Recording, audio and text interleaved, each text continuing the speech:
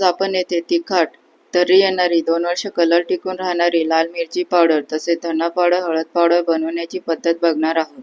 पावणे 2 किलो लवंगी, बाकीच्या मिरच्या 1-1 पाव अशा, संकेश्वरी, बेडगी, रेशम पट्टा, मोठी सपाटा, छोटी सपाटा अशा 6 टाईपच्या मिरच्या घेऊन त्यांना दिवसभर ऊन दाखवल्यानंतर त्यांना मी गिरणी दळायला देऊन दिलेला आहे.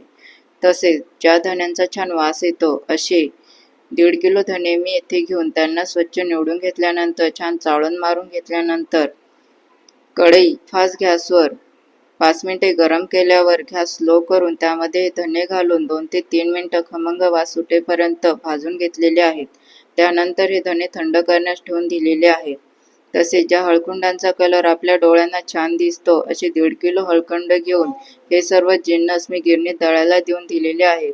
त्यानंतर आपल्या लाल मिरचीचा आणि हळदीचा कलर खूप छान दिसत आहे. तसेच आपल्या धना पावडरला खूप छान खमंग असा वास येत आहे. या टाईपचे मसाले बनवण्यासाठी लिंकवर जाऊन बघावे. थँक्यू.